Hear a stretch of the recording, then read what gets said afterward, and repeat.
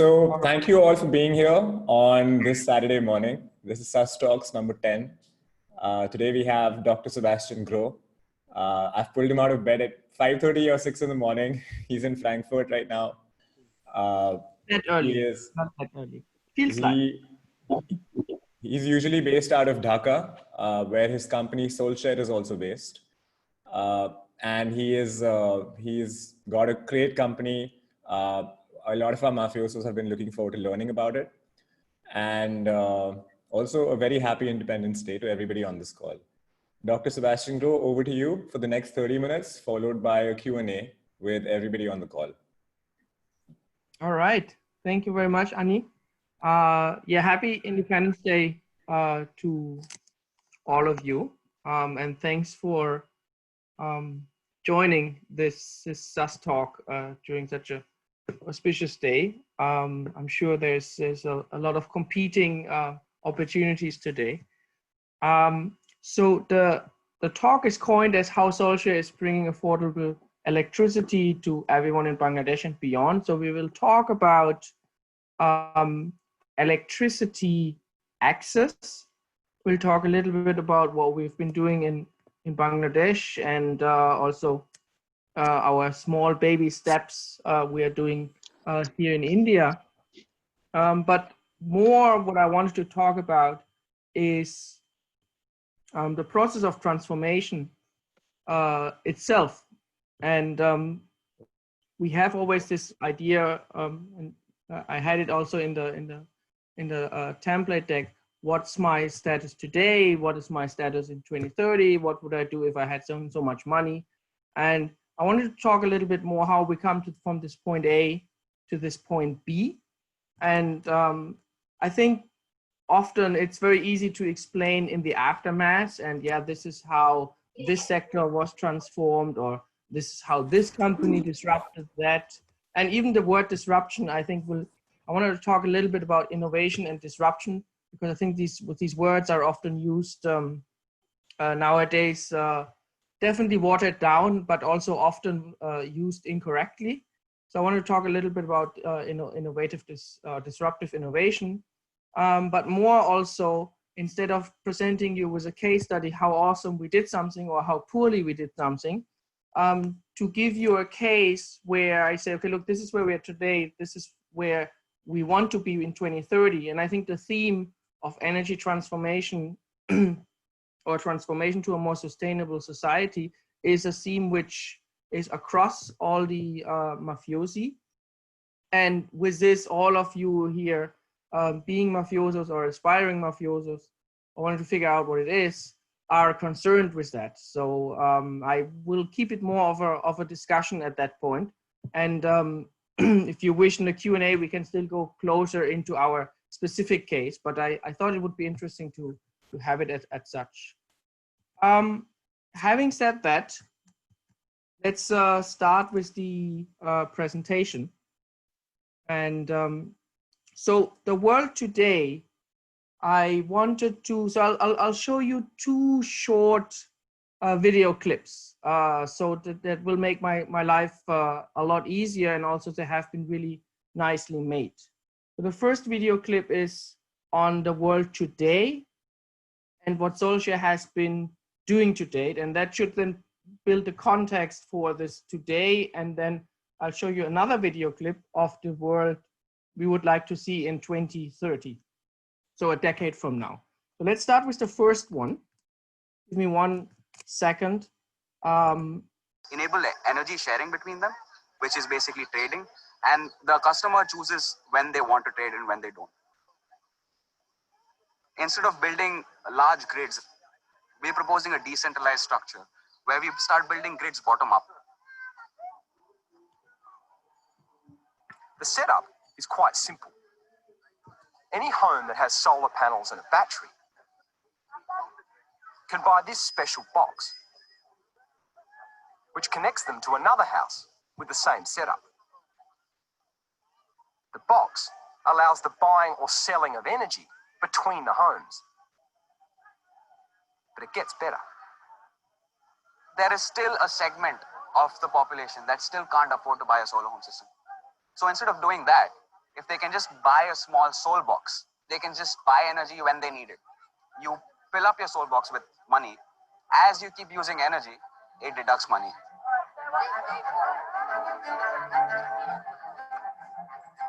What this means is that all the boxes can connect to each other to form a microgrid. It's like a water tank of community energy that people can give to or take from. The beauty is that this microgrid can then connect to the adjacent village's microgrid, and the network becomes stronger and stronger.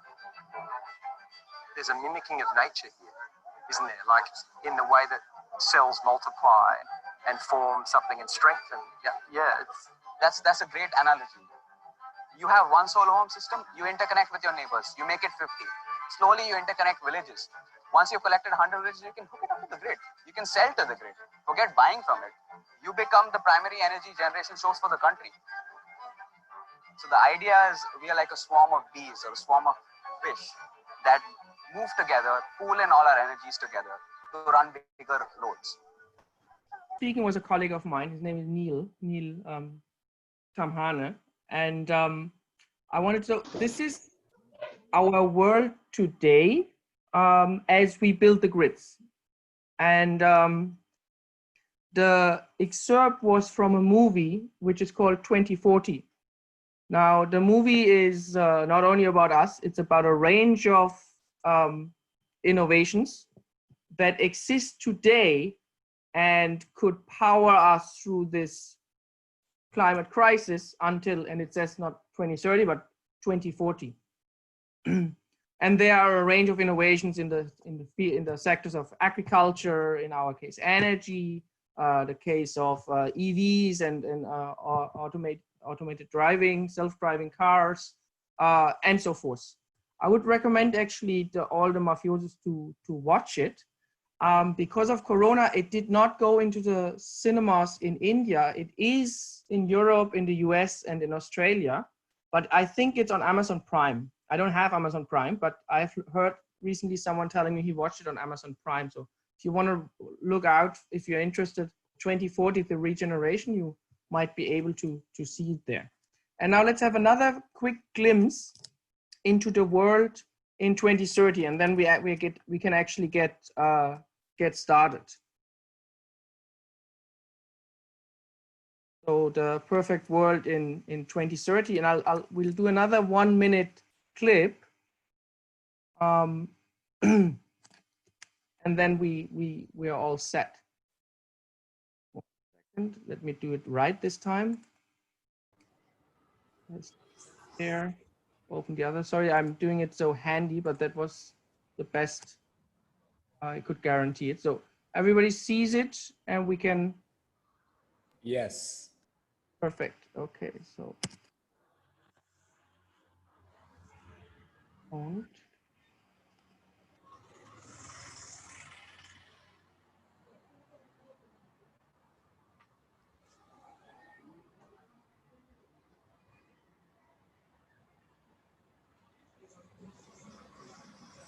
Oh, okay, good. Crystal, bring up energy? Certainly. What would you like me to do? Imagine if your house in 2040 is part of a microgrid that helps power the economy throughout your city.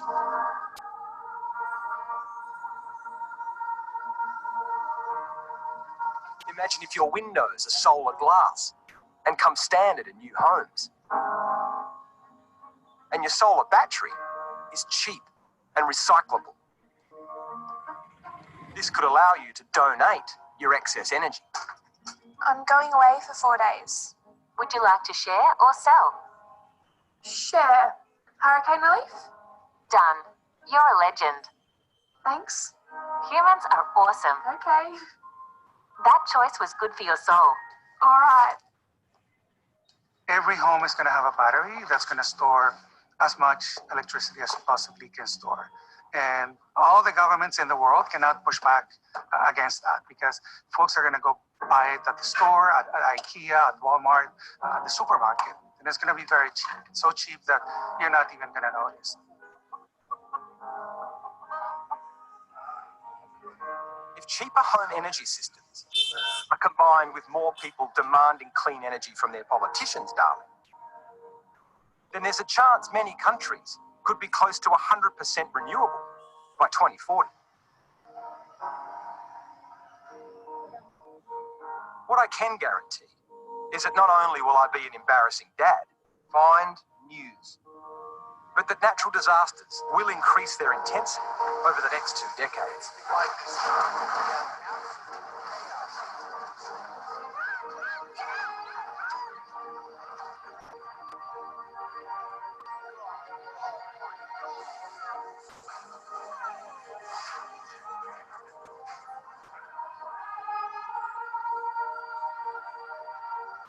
But what I now know is that we actually have everything we need on both a large and small scale to power us through these disasters.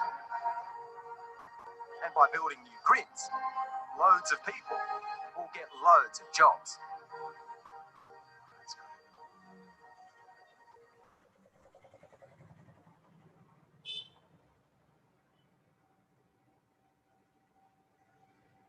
All right, so now flipping. So in this span from 2020 to 2030, as I put it, what I labeled the future I want is a future of energy which is fueled by the 5 Ds. Now the 5 Ds is here spelled out as decentralization, decarbonization, digitalization, democratization, and disruption. And I want to talk about each of them and how we can embrace that. But for now, first to give this a little bit of a bracket. So SOLshare has been started in 2014, 2015. The idea was shaped and the business model was developed at Stanford in a program called Stanford Ignite at the GSB. And then in the beginning of 2014, I came over to Bangladesh and have been living there since then. And in Bangladesh, there are 3 world records, which I think is important to mention. Why is we started this future world in the villages of Bangladesh. It's 1 world record. It has the most solar home systems on the planet. In fact, it has more solar home systems, and these are these little small solar systems you saw in the video clip, than all other countries in the world combined.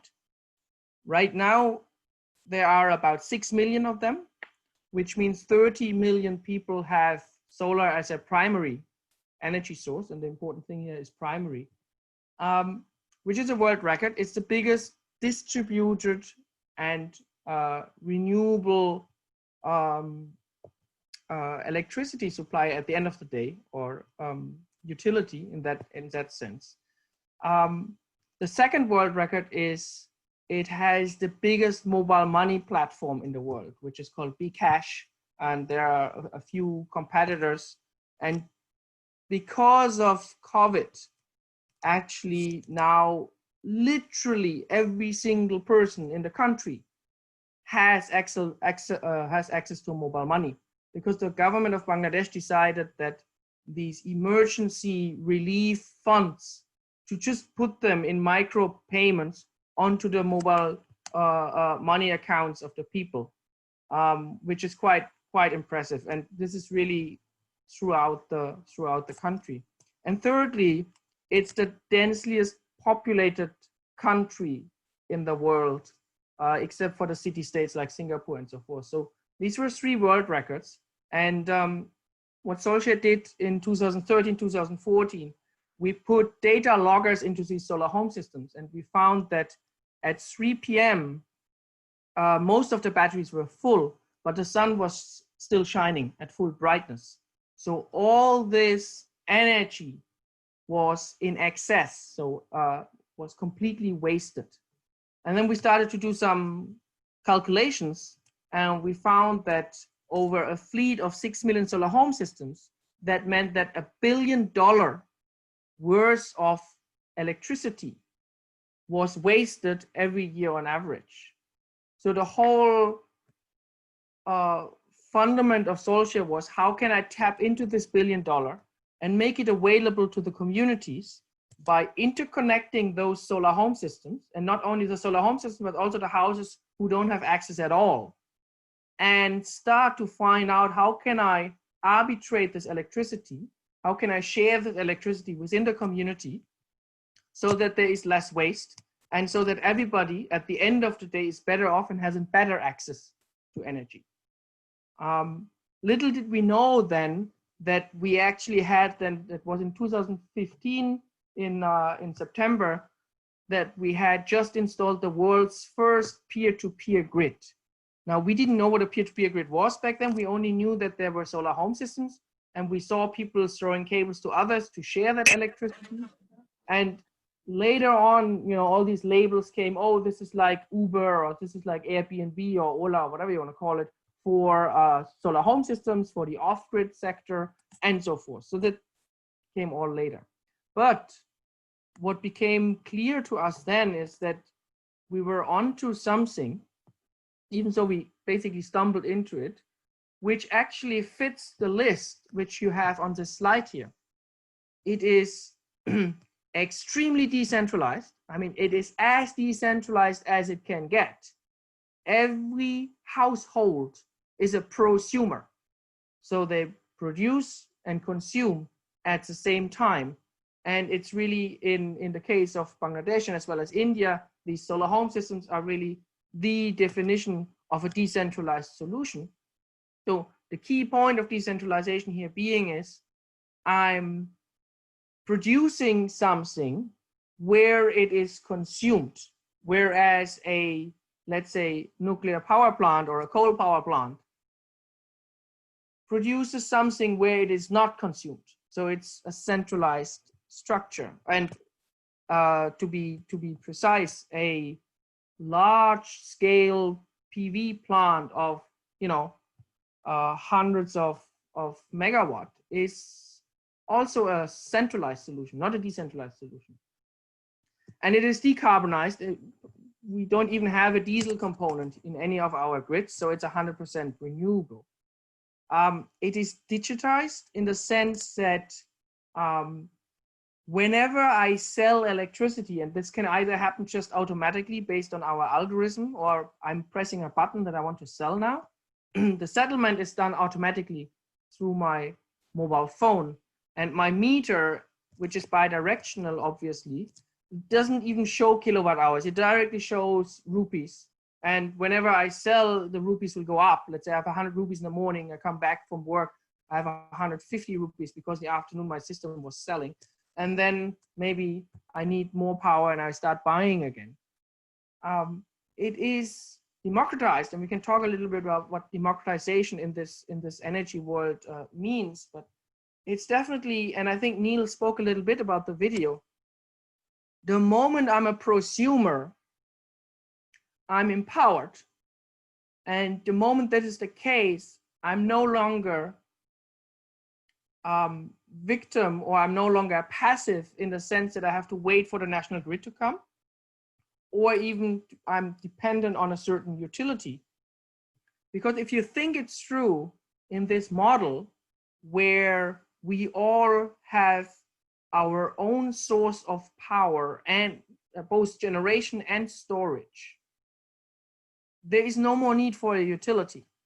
If our community integration is big enough, and I mean, that's the typical thing of a peer-to-peer network, obviously, the more people join the network, the more effective it becomes, the more diversified the usage pattern, the generation, the storage, and so forth, the less likely or the less needed is any utility for that matter.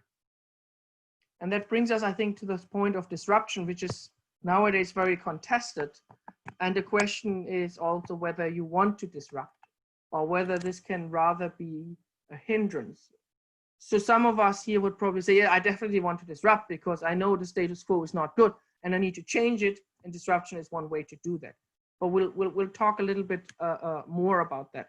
But I wanted to check in here because I only showed you these two brief videos, and I wanted to give you a picture 2020, 2030, and obviously 2030 or 2040, as the video coins it, has the idea that we fully embrace those 5Ds, and that not only the villages in India and Bangladesh are kind of the future, but this is the new paradigm across the planet, and that probably for one of the few times the rural areas of the global south show the rest of the world how it is done. And I always make that joke. I say, if we talk energy literacy, the people who have solar home systems in the villages in India and Bangladesh are 10x smarter than anybody of us who lives in the city, and probably unless we work on it, the only thing we know, and some of us even don't do that, is the bill at the end of the month, the amount in rupees. We have no idea about consumption. We have very little idea about energy efficiency. If I go to a store in Bangalore and want to buy a microwave, the first thing the salesperson will tell me is, buy this microwave, it consumes 2,500 watts. It's really, really powerful. The first thing you hear someone buying, let's say, a TV in a village is, it consumes only 10 watts. It's really, really, really efficient, so you can run it with your system. You see the difference, right? One world, in the urban world, is very unconscious of energy efficiency, and more consumption means more powerful. In the other world, there's a conscious design that you have a certain watt peak, and then if you look at it as a puzzle, if this is your panel, you can put certain puzzle pieces in it, and that can be a fridge, a fan, a TV, and a couple of lights. But the more efficient they are, obviously, the more puzzle pieces you can put in. So this constraint is clearly in the minds, and is then translated into an energy literacy level. And through the interconnection, obviously, we are trying to do away with that constraint. So whenever my panel is or my battery, to be actually precise, is no longer enough, I can just buy on the go, which means I solve the constraint of an individual island system. But at the same time, the energy efficiency consciousness remains nonetheless, because the more I don't consume myself and sell my meter, remember, the rupees will go up. So are there any questions on the workings of the SOLshare model in terms of the technology and how this interconnection works? I just want to stop here for a moment to give you a chance to ask a question before we go more into the question at hand, or the case study of a transition or transformation process. So I think we can do this raise of hands thing. That's probably good. If there's no hand, I'll just move on. And I also I would suggest that we do that in the end after you're done. All right. Okay. I also just saw that Neil joined. So the guy you saw in the video, he's also on the call now. So maybe he can also say a few words in a moment. All right, then I'll move on as you suggested. How are we doing on time, Ani? If you could take another 7, 8 minutes. Oh, okay. So I talked too much. Just so that we have Q&A time as well. Yeah. Okay. Good. Yeah. But I just wanted to get the concept across.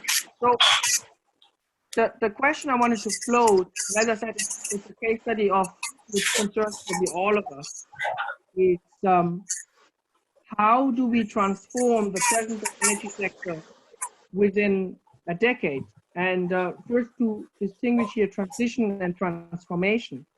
So a transformation is achieving a fundamental change, which are probably all of us here in the call, in one way or the other. This is our aspiration, changing strategy, operating model, organization, people, and process, so the whole sector.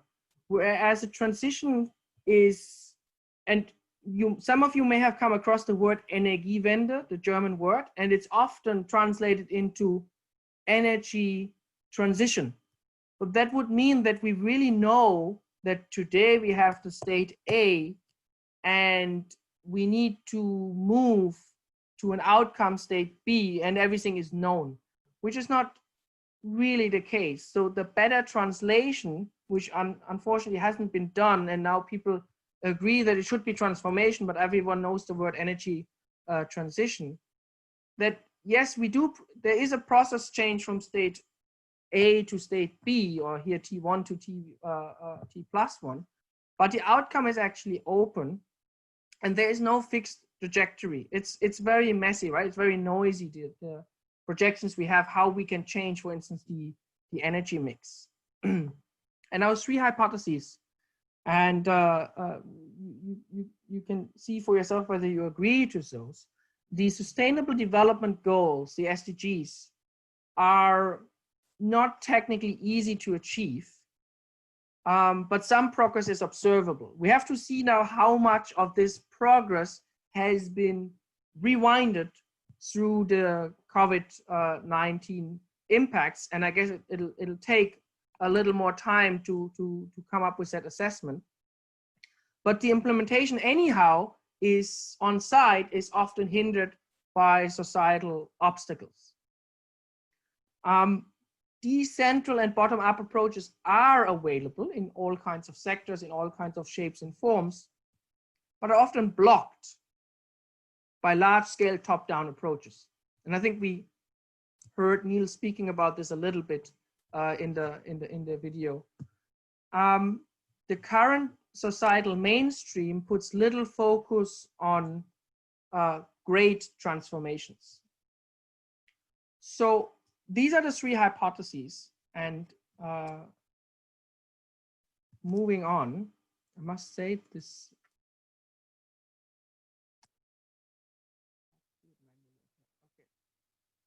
We have those 5 elements, those 5 Ds I said before.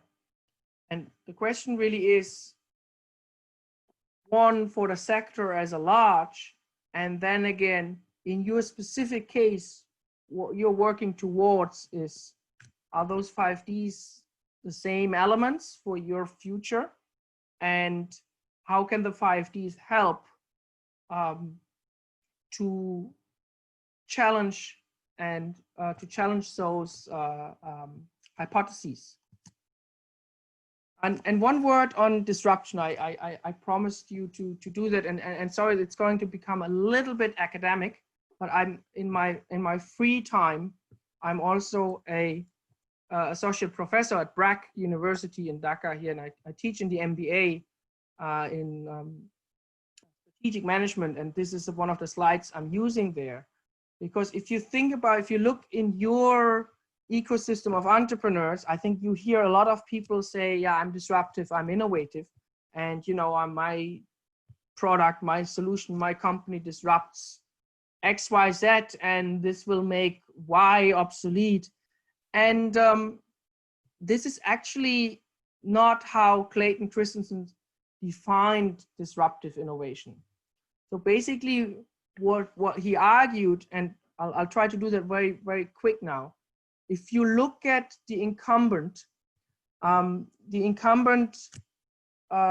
sustaining trajectory, and that's the upper red line, it's basically the product performance of the incumbent is better than of the entrants, and the incumbent is targeting a certain mainstream and somehow over time develops his product performance more and goes more and more towards a high end of the market, which is more profitable. So usually you would use the classical example is like a software product of SAP, and then you would have the entrant who knows I cannot compete with SAP.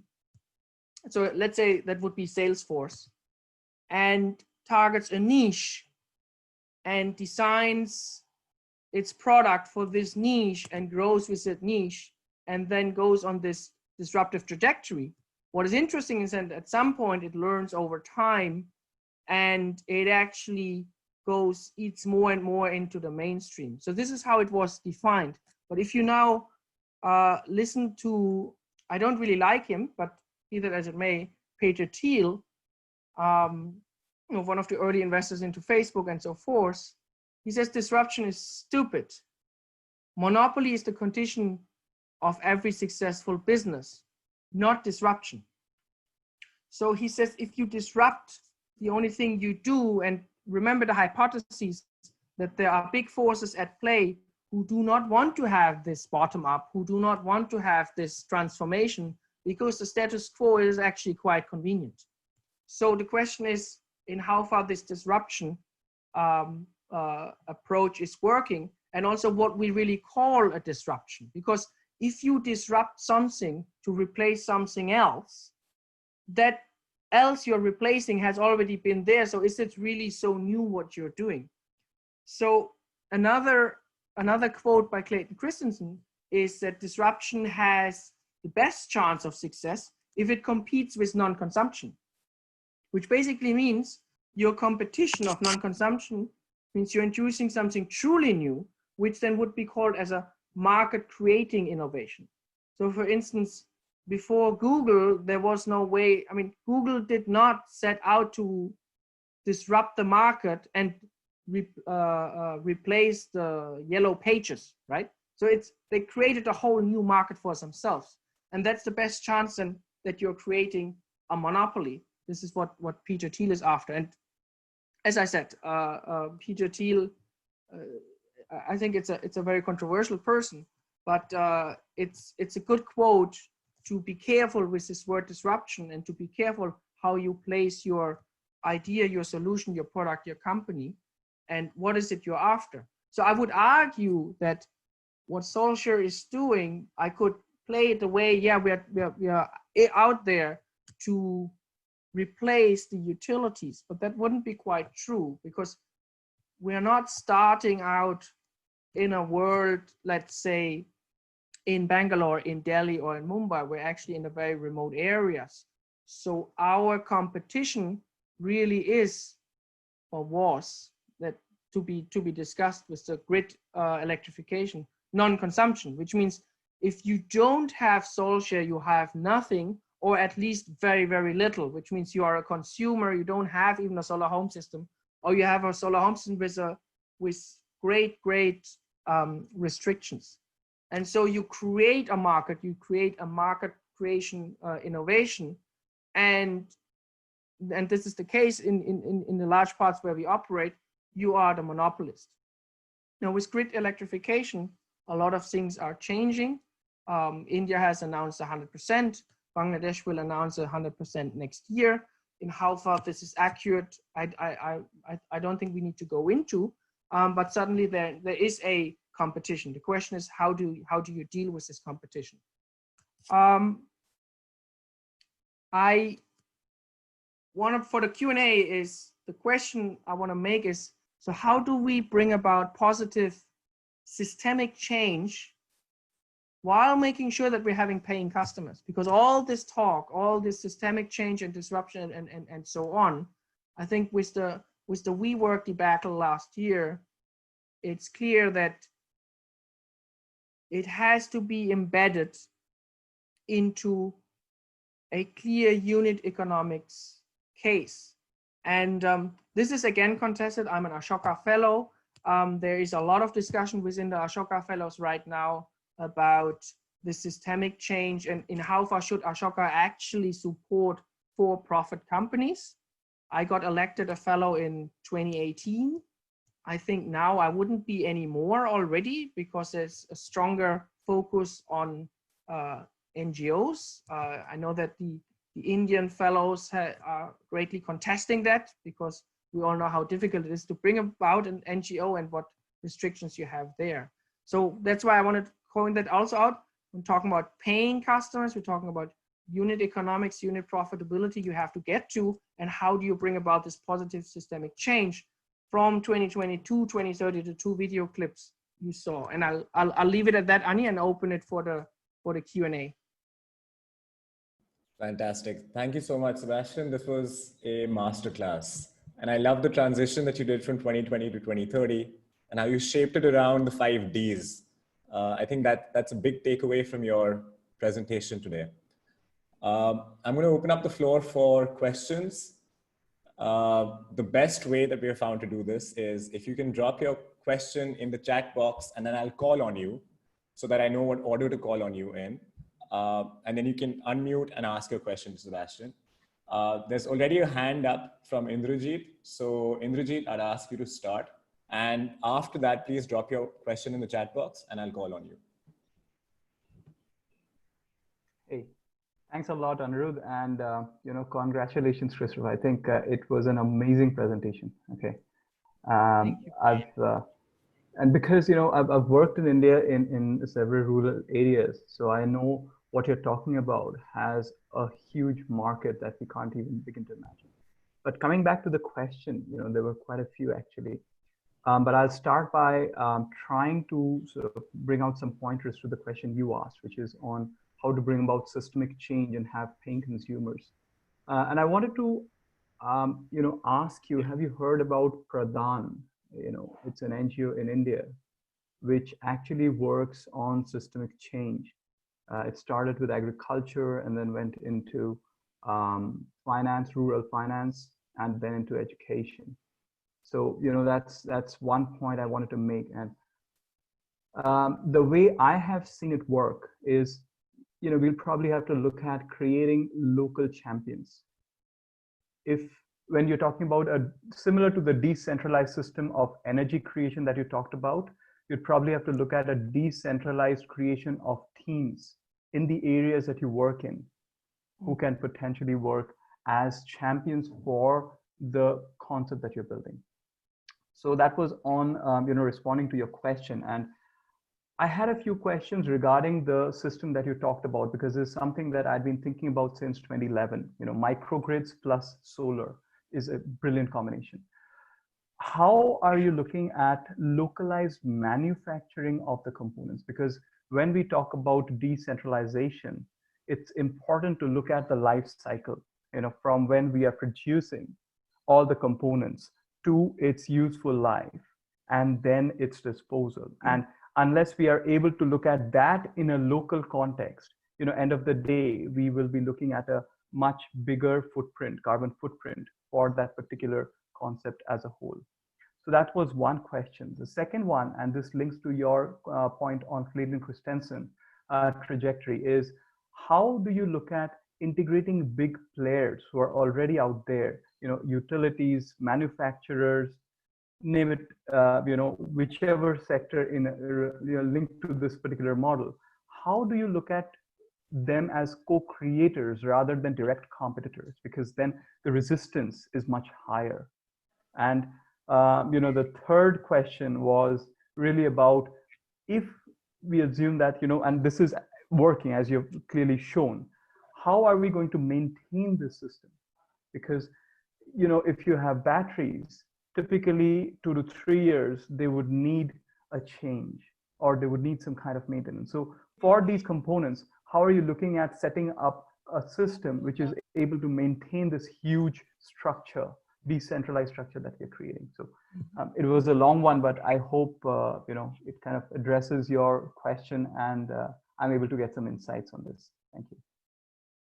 Thanks a lot, Indrajit. And I mean, if I answer all your 3 questions in as much detail as I want to, I think we have another talk, but I'll try to keep it brief. First of all, I would appreciate if you could send me the link to the company or institution Pradhan you mentioned in the chat box, so I can look them up. Sounds definitely very interesting.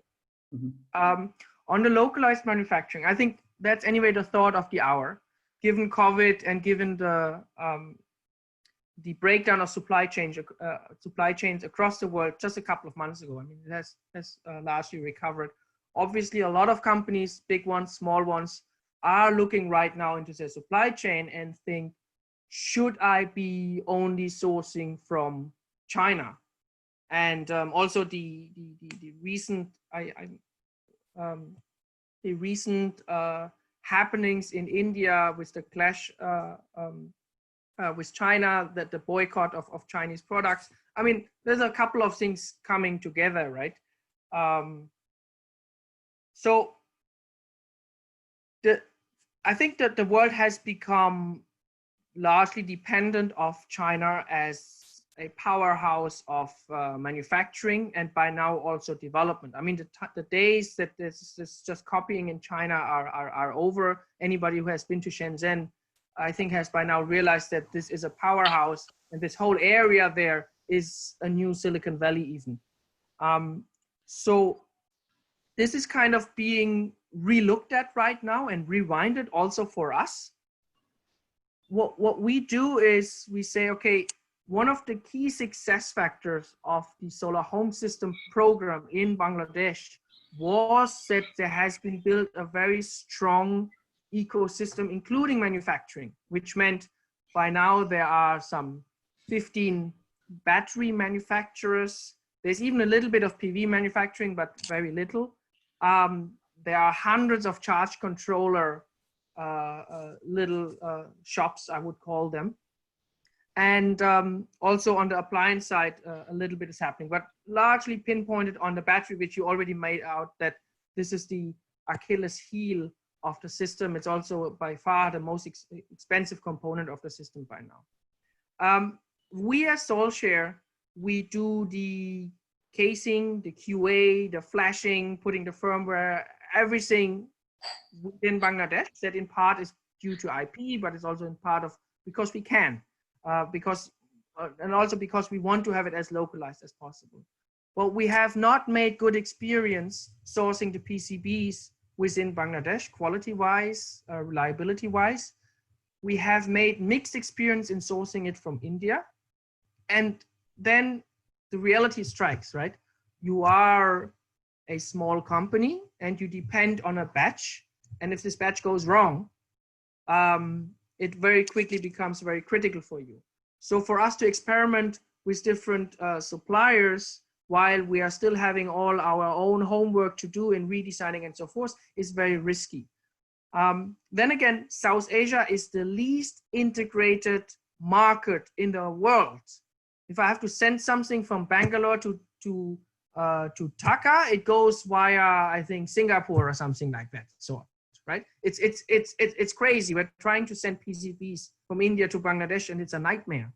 If you do the tracking with DHL, it goes through another continent altogether almost. So it's completely insane, and including obviously the customs and taxes involved. So this is a huge problem. But also obviously it's designed like that in part from a protectionistic point of view to make things more localized. So to be seen how this plays out, and there's a strong Made in India movement, and well, I hope that the manufacturing, I only know our biggest concern is the PCBs is going to pick up pace, and I'm happy to get any recommendations here if you have, because we would be more than happy to have a diversification here as well.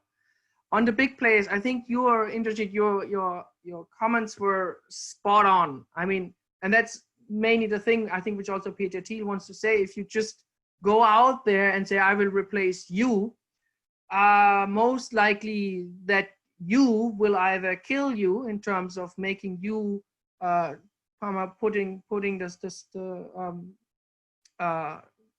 the rope around your arms, or just buys you out and lets you die. So co-creation with big players is definitely the thing to do. In our case, we have two of the largest European utilities have actually invested in us. That per se is not yet co-creating, that is rather a financial interest setup. We are trying to work very closely with the government, given that there's very little privatization. We applied in Bangladesh for what we call a regulatory sandbox, which basically would allow us, not us, but rather groups of solar home systems to sell electricity to the national grid. That's obviously also a reaction to the greatly expanding grid extension. And you just have to realize it in a sense. We would argue that you say, okay, look, I'm selling as a solar home system owner, I'm selling 100% renewable electricity to the grid. I'm doing this because I have a battery at the right time when the grid needs it.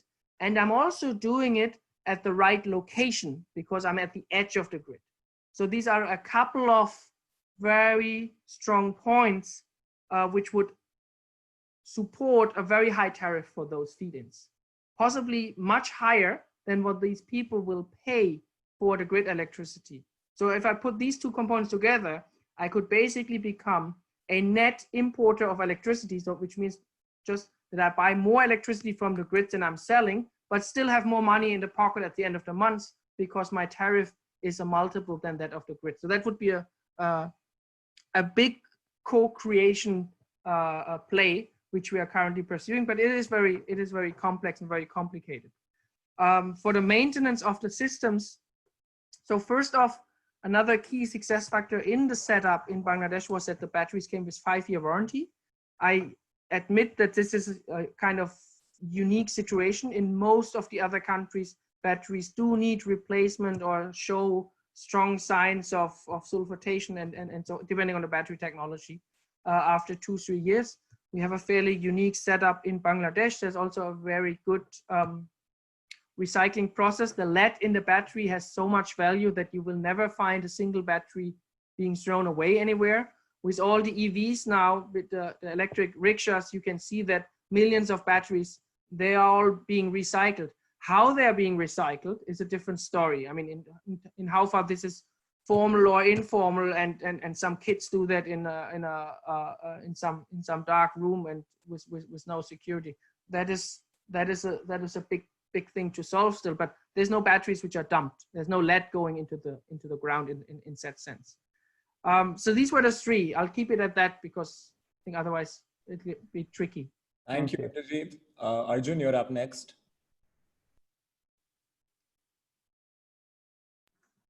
Yeah, thanks, Anirudh. Sebastian, great talk. I had many questions, but I'm just going to ask one. What made you join the sustainability mafia?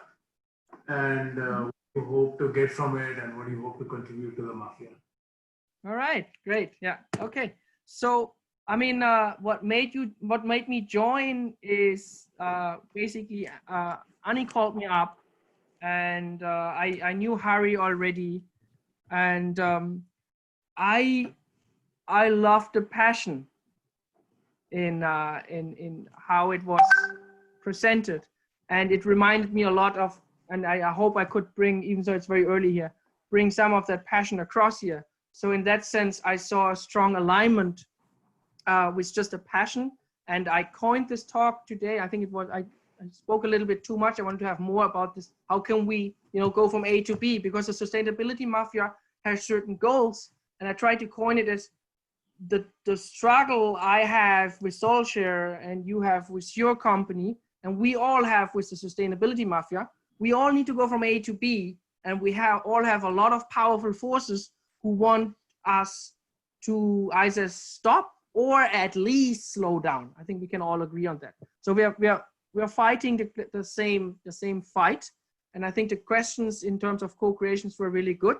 And I like strategic thinking about how to bring this about and how to make this in a smart way and not in a confrontational way, because I think we have seen that confrontational doesn't really work. So I could very much resonate with that. And I think that you and Ani and the others, you all have taken up that fight, and you're trying to put this into a shape, into a community, which as a joint force is taking this up. And I really love the idea, so I wanted to join. How I can contribute is the big question mark. I mean, one thing for me, or what also what the mafia can do for me is, I'm trying, and maybe Neil can say a few words on that. I'm trying to bring this concept to India, but I came at the worst point of time, because I came at a point of time when 100% electrification was announced, where our platform is not yet strong enough to just say, okay, I go into the suburbs of Delhi where the people have more and more rooftop solar, and I trade there. We can't do that yet. We have to start from a remote area, and from a social perspective also we want to do that, but that seems to be really difficult because most of the solar home system players in India seem to have only continuous operations on their website and not really in the field, and they have all moved to rooftop solar. So for me, the clear ask here is a little bit from what you heard and from the exchange, and that doesn't need to be today.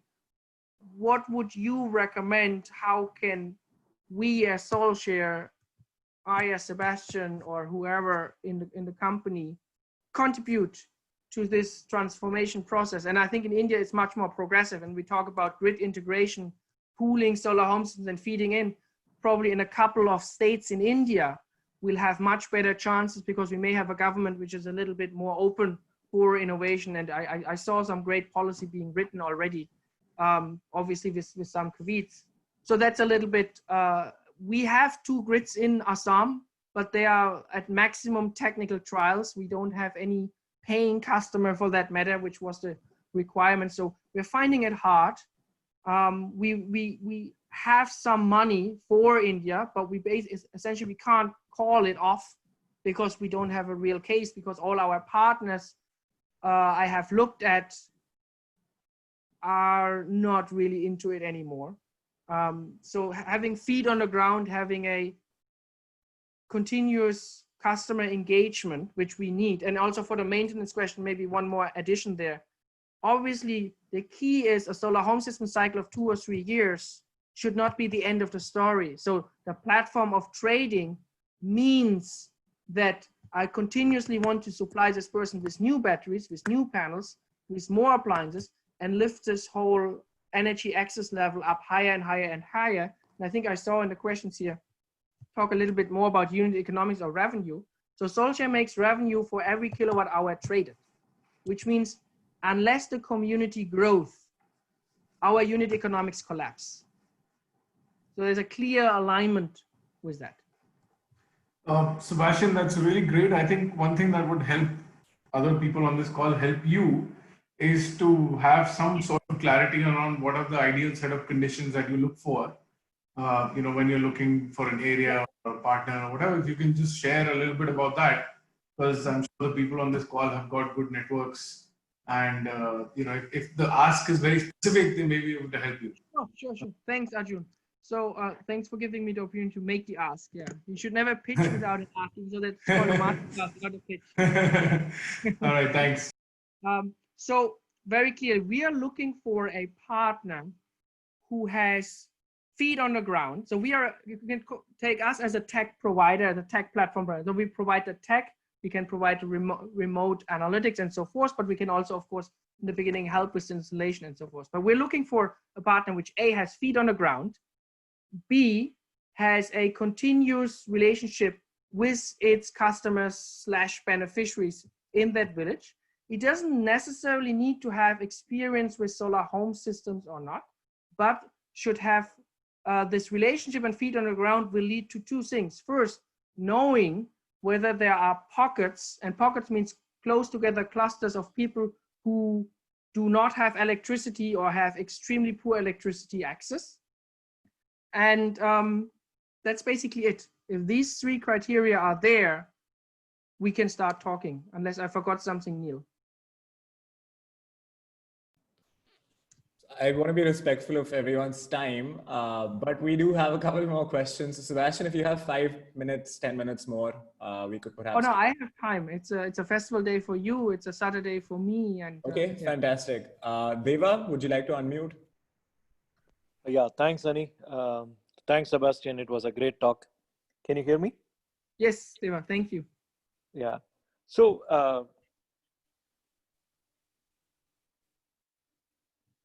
So 2 questions I wanted to ask you, Sebastian, right? The first question is, as you said, sustainability requires a systemic change. We need big changes and big fundamental changes.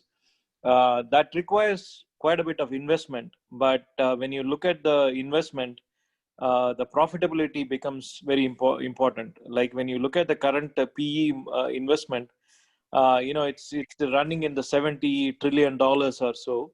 But the impact investment comes in about $100 billion. I mean, the worldwide investment numbers I'm talking about. So how do you think, or where do you think this investment is going to come? And, how the economics is going to work out? Because it requires a lot of CapEx investment and some risks. Some might work, some may not work. And especially with the COVID and all, like the governments are already stressed. So how do you think it's going to happen? And the second question I wanted to ask, I mean, some of the other colleagues also have brought it up. One of the decentralization is that the challenges that having the storage, right? The batteries are not necessarily clean, whether you take the lead acid or the lithium ion battery. Lithium mining has caused a lot of problems in China and Tibet, for instance, right? Some of the other colleagues also raised the same question. So 2 questions I just wanted to ask. Okay. I feel much more comfortable to talk about the investment than the cleanliness of storage, because I'm not an expert on that. Okay. So let me just try to start with that and then see if we can converge over. So first off, I think COVID has reset a few things, and both on a big player as well as governmental level, where certain reflections have started to kick in, and I see it as a big chance. Now on the investment, so what, and I can also only speak for SOLshare right now, what we did, and I don't know whether this was right, and I'm sure there are people on the call who would say it was definitely wrong, is I came to the conclusion that if I rely on social impact investors, that not all, but a lot of them take too much time and give too little money. I cannot sustain with a cap table consisting only of social impact investors, or only waiting to get another grant or whatnot. So we decided, based out of necessity, obviously, to also go with VCs. In our case, not straight venture capitalists, but strategic venture capitalists, which means also in the spirit of co-creation, big utilities. That has the advantage that they have deep pockets, they have a straightforward due diligence process, and they can give you the financial resources to buy time until you have this profitability, or until or to finance certain capex and so forth. So in our case, first of all, what we did away is all this capex, like installing 100 kilowatt mini grid costs a lot of money, right? Up to, like, say 100, 200, so huge mini grids in Bangladesh, up to $1 million. That is a problem. We don't have that because we built on the existing resources. The only thing we put into the village is meters of cabling, an electricity meter, and a Wi-Fi tower. So you don't have this $1 million outlay, which you somehow have to then get out of the village again, which is extremely important in terms of decentralization again. If everything you have, you install, actually goes into the ownership of the individual people, you have this democratization effect, and you don't have an investor wanting to pull out large amounts of money of that village again because he just put into the village a huge asset.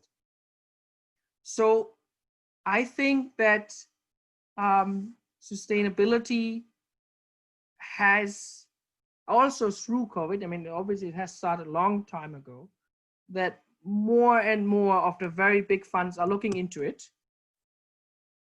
But more of us have to deliver. Deliver means profitability. We don't. I'm sure some of you do. And this has to become more on the forefront. And I think that the downside is it always needs people who, have studied abroad. I mean, Annie, you studied in a very good university. I went to Stanford for a short while. Obviously, we have connections to get that kind of money. But the large part of our societies here in Bangladesh or India don't have that. And they do not get access. I was born in Germany. I lived in Germany. So I have access to E.ON, which is a huge utility in Germany, who funds us. This is a problem, because we are the exception with that to the rule. I think this is where we need to tackle it, where good startups who can get to profitability, who have a good model, get access to this financing, which is not this niche pocket of social impact, because that often comes with a lot of strings attached. But that's my opinion on that. On the storage side, as I said, I'm not an expert on that. I can only say, look, you never go, when you go from A to B, you never go from dirty to super clean. It will be a transformation. The question is, how fast can you do it? And every incremental betterment, I think we should take as a small win right now. If I can just leave it at that remark. Thank you. Sai Siddharth from JPAL. Hello, this is Sai. Hi, Sebastian. My question was, if you could, you talked about societal problems in your slides. Since primarily we are working with rural areas, what exactly do you define as societal problems? Is it the awareness among people, or is it the difficulty in implementing the project, or how do you see that? So first off, Sai, to clarify, I don't see a lot of societal problems with the rural communities themselves. I think their requirements and their preferences are extremely clear. Reliable access to energy, and that doesn't need to be clear, that doesn't need to be clean. It's very clear. There's a really clear mandate. When I say societal problems, it's more in terms of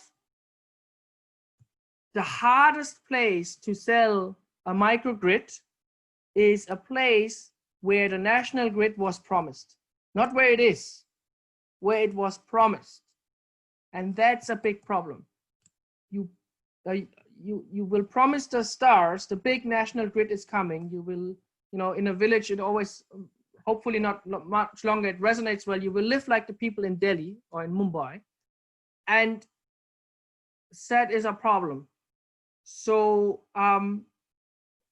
the design, the society that bigger is better, and we need more power and more power and more power, and it doesn't matter where this comes from, which is in case fair, but then again, a new coal power plant does not give a single additional person energy access. It's to the contrary, actually. So I think the mindset of the people, and also the mindset of making money quick and cutting corners, is a huge problem, because it directs funds, it directs important creative energy to the wrong business cases. And I think this is a huge problem. Fair enough. Thank you.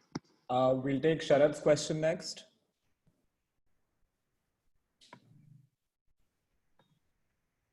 If that's already answered, we can move on. Otherwise, Sharad? Yeah. Hi, Sebastian. Thank you for the call. So I asked the question regarding the battery technology and all that. And I understand your point about it not necessarily being the cleanest today, and it's just an incremental step. But I also wanted to know from a perspective of unit economics and how it works for a homeowner in Bangladesh who already has an SHS installed at their home, and then now they want to come on SolShare platform and they want to sell. So will their technology actually affect the rate, and do they get to decide what rates they sell it at? And does it really help them in terms of making money or seeing some kind of profitability? Yeah, the quick answer would be we don't know. The way it's structured is you have three types of users. You have a consumer, which by definition only consumes because she doesn't have her own solar home system. You have a prosumer who has a solar home system and sometimes uses more and sometimes less. And basically, it increases the flexibility and of the energy service. And you have a producer who has solar power, solar PV assets and generation and storage assets, which are in excess to what she needs herself, only for the sake of selling. Now, the tariff and the model needs to work for all three of them. Otherwise, it's not a good model. Which means if I'm a consumer and I have the option to buy a SolBox, which we call our meter, which makes me the requirement to be part of a sharing grid, and then I buy electricity on the go, has to be somehow more convenient / cheaper than if I buy a solar lantern like a D-Light or something like that. For a producer, if I buy a solar home system on certain financing terms and I start selling everything that that system produces, I need to make a return within 24 months. So the tariff needs to be high enough to satisfy the producer and low enough to also satisfy the consumer. So you're somewhere in between this spectrum. If that's the case, it automatically also benefits the prosumer. So that's how we designed it. That can be $1 per kilowatt hour.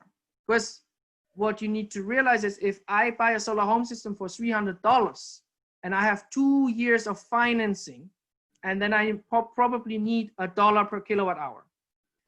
The national grid has 20 years of refinancing. If I do that, I have 10x more. So I'm not at $1, then I'm at 10 cents. What many people don't see is that difference. It is that simple. $1, 10 cents. And that has nothing to do with that the solar home systems are too expensive or solar is expensive or the grid is so cheap or that LNG or coal is so cheap. This is all bullshit. It's just financing. That's it. Okay, we have a last question from Ravi Kumar, who runs Dexler Energy, and then we're done. Hey, hi, Sebastian. That was fantastic. And hearty congratulations for the kind of work that you're doing and the kind of progress that you have had in Bangladesh. One of my first questions was about, have you looked at India? I think you briefly answered that in one of your earlier conversations, answering some other question. But there are two things. I mean, on the India story, I had a further clarification that I wanted to ask. Is it just the fact that you are not able to find buyers or rather people who are willing to trade on energy, or were the access to systems itself was a challenge for you while you were looking at Assam or any of the other microgrids in any of the other states? So let me just tell you the story how it went down in Assam. So in Assam, we went with a local partner, which is a very good company. It's called Signi, based out of Hyderabad. Yeah. Very extremely technical sound, but not so good in the field in terms of feet on the ground. And we went to those villages, and they had all oversized solar home systems from the Sobhagya scheme. So they all had systems which were like 100 watt peak, far too big batteries and whatnot. So they all had, Neil knows the numbers better, like 70% of access, not even 30 what we have in Bangladesh.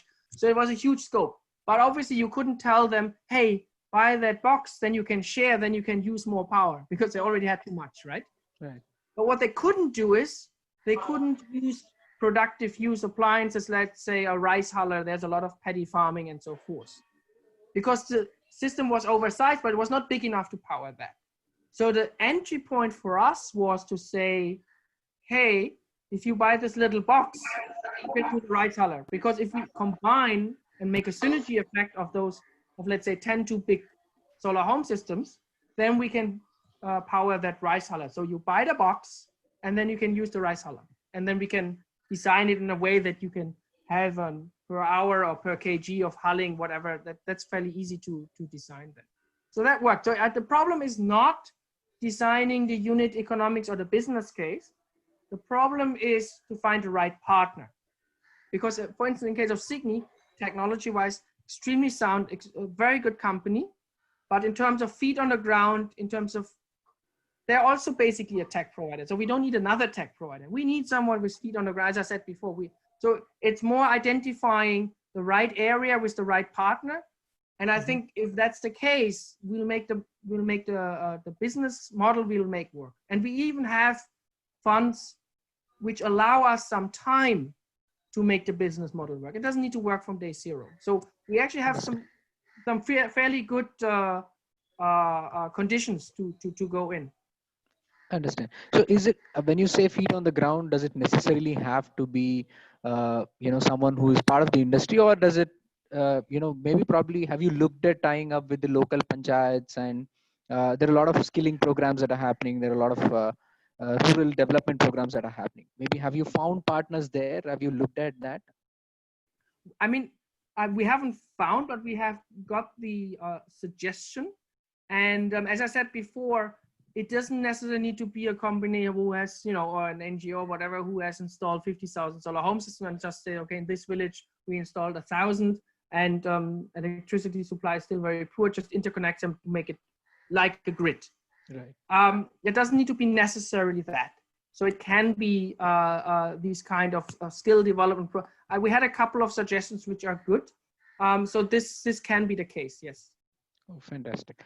The last one that I had was, I see that there is a huge potential for P2P trading happening in residential roofs, which are not necessarily, which are grid connected. And, the amount of penetration as such for the rooftop solar in India is limited today. Maybe using this technology and with probably a little bit of policy push, there might be some corrections that are required on the policy front. This can, accelerate the adoption on the rooftop for residential homes in urban areas as well. Have you considered that, or do you see that as not part of your program? No, absolutely, and we're being pushed towards this by Tata, for instance. The thing is, again, what I said in the beginning, a market creating innovation is non-consumption. It's has the best chance to compete with non-consumption. That's why we started out with rural areas, but also because of the social mission. And we want to start out like this in India as well. This has strategic business model and also reasons behind it. Now, but also technical. The moment you are trading within a grid, the national grid, from a compliance point of view, regulatory point of view, it becomes extremely complicated, because who pays the grid fee means the transmission fee and so forth. Right. Second, trading on AC, alternating current, is very different to trading on a DC grid, which is in our case. In our case, the connections are all in DC. It's much more complex in AC. It's almost like a different sport. Now you could argue, well, you are a tech platform. What do you care, right? It should also work. That's true. But we are yet to get there. So it's a combination of strategy, but also of technical capabilities, why it is much more difficult to do this in these residential rooftop, semi-urban or even urban areas. But it is in our roadmap. It is definitely there, but it's not the right entry point for us. Fantastic. Have you also considered, I do understand you are primarily a platform, but have you also considered facilitating some amount of financing on the solar systems as well? Because there are enough rural areas where the penetration has not happened that they have solar home systems.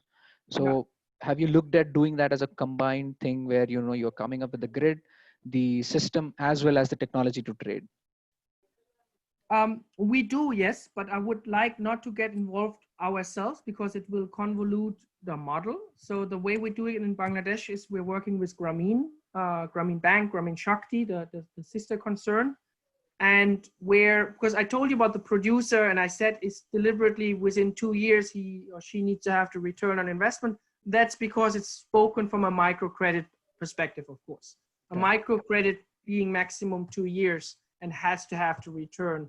As the interesting thing is usually why micro loans didn't work for solar in the rural areas was because it was very consumptive, right? Said, okay, why could I give you a loan that you can watch TV?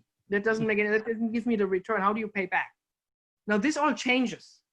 And in terms of guarantee is, I have all the, we haven't spoken a lot about data, but we have some extremely interesting data. So I have the data from the, let's say the last 6 months, how much has there been demand and supply, and how much your system can produce and how much you can sell.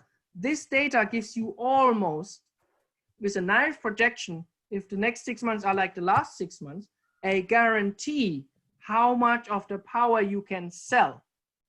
So if you put this into a model, you can give a microloan based on the best data available ever for a microfinance institution, possibly, on sales projections for that company, what that person will do with that money. So that's extremely interesting. And I think this is where we'll do a lot more work on. But I would always want to do it with a partner coming in and not being that financing body ourselves. I understand. Fantastic. Thank you so much. Thanks. Sebastian, thank you. I want Neil to say something because I'm sure I said something stupid and he wants to rectify something. Neil, please. Yep. No, absolutely not. It was fantastic. Apologies for joining a little late. I was just running around for a few errands. I had to get a quick COVID test done as well. But yeah, I think great questions. I think, Sebastian, you are absolutely on point. Nothing to add or change there as such. The only thing in terms of batteries and technologies, I think that's something that's definitely going to evolve. Circularity is a big question and conversation in terms of manufacturing. But like I mentioned also on the chat, SOLshare's model is primarily to be a platform. And I think the bigger challenge in India, for example, is going to be finding those key partners that really have feet on the ground, that understand the local context. I mean, Bangladesh as a country is also relatively homogeneous. India as a country is not. We are very diverse. So every state and every district that you operate in needs people that really understand the place a lot better. And they don't need to have energy expertise like SOLshare, like Sebastian mentioned. But I think it's more important to understand the community, and kind of a little bit of hand holding in the beginning is something that really helps take the model forward. Yeah, so that's my 2 cents. Excellent. Thank you so much for a great session, Sebastian. Thank you for your comments too, Neil.